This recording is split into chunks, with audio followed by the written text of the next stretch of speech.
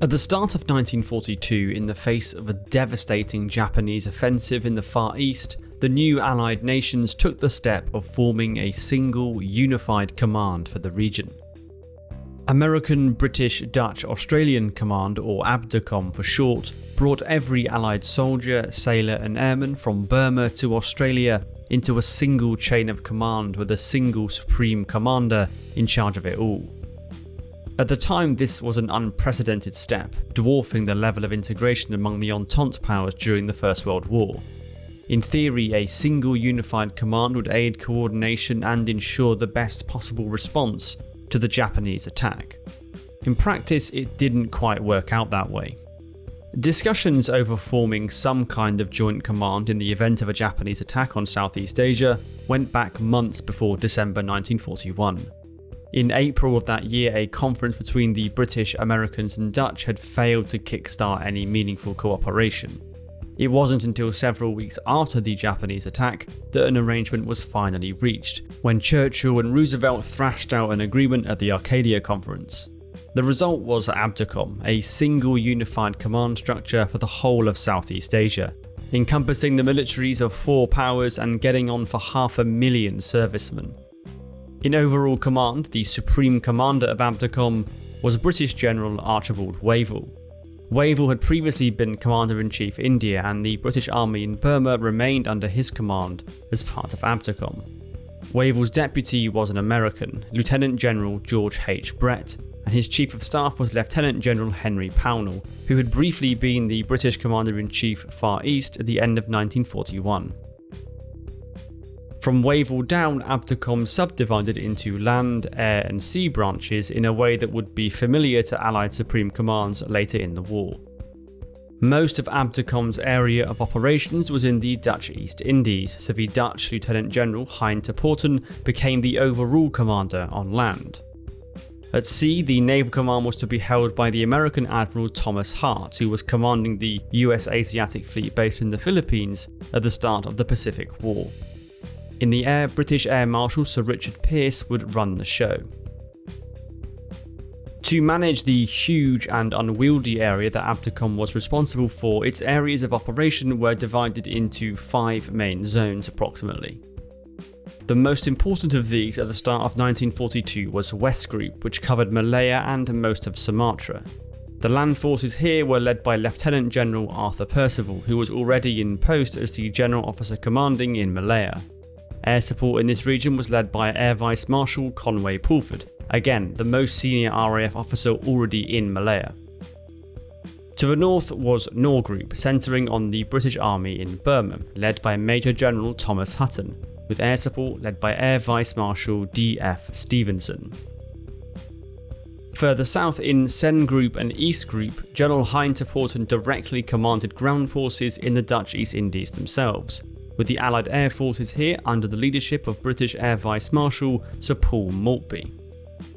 Further east again, a large part of the area was run as a subgroup from Darwin in Australia, under Lieutenant General David Blake and his counterpart in the air, Air Commodore Douglas Wilson.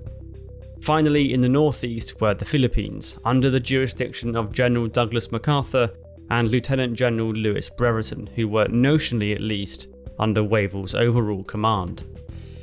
At sea, the structure was somewhat different. Under the overall command of US Admiral Thomas Hart and then later on the Dutch Admiral Conrad Helfrich, each nation appointed a senior officer to oversee their own ships. Rear Admiral William Glassford for the US, Commodore John Collins for the British and Australians, and Rear Admiral Johan von Staveren for the Dutch.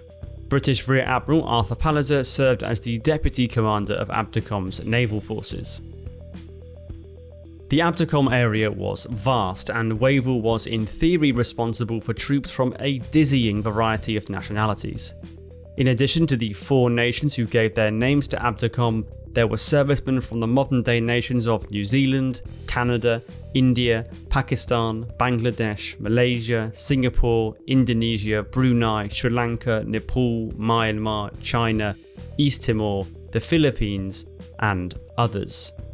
It was a diverse force led by 21 senior officers from the 4 major powers, but also an inexperienced one, Of those 21 officers, only 6 had previously led troops in combat before December 8, 1941. This diversity came with many challenges, as right from the start Wavell struggled to exert real control over the disparate forces. In each mini-theatre, the commanders on the ground made their own decisions with little input or direction from above.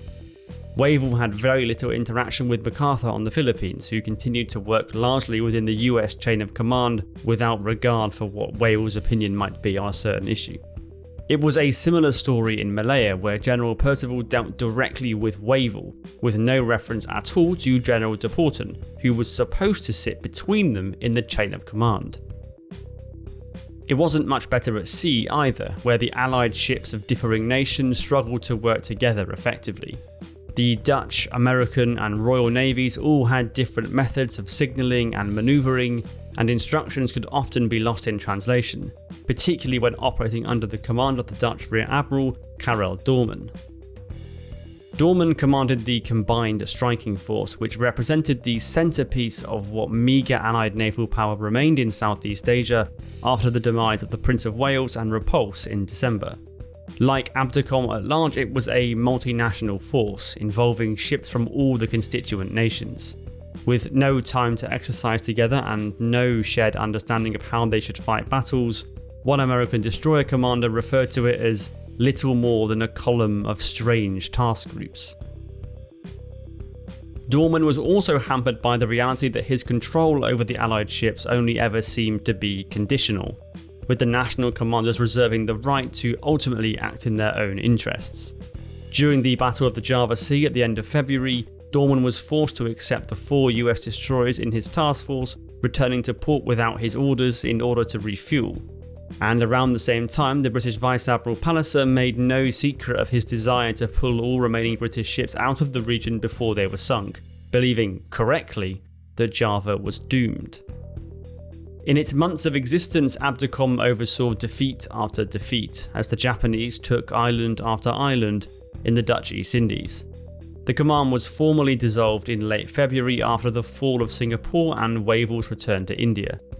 Though the battles in the Philippines would rage on for a while longer, the Allied experiment in unified command was put to an end, at least until the North African campaign began at the end of 1942.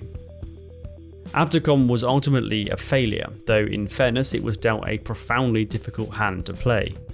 Right from the start, Japan had such a preponderance of air and sea power that the eventual outcome was almost never in doubt. Importantly though, the flaws and failings of ABDACOM did provide useful lessons to the Allies that were built upon and refined for when General Eisenhower took over his supreme command of Allied forces in the Mediterranean and ultimately in Normandy.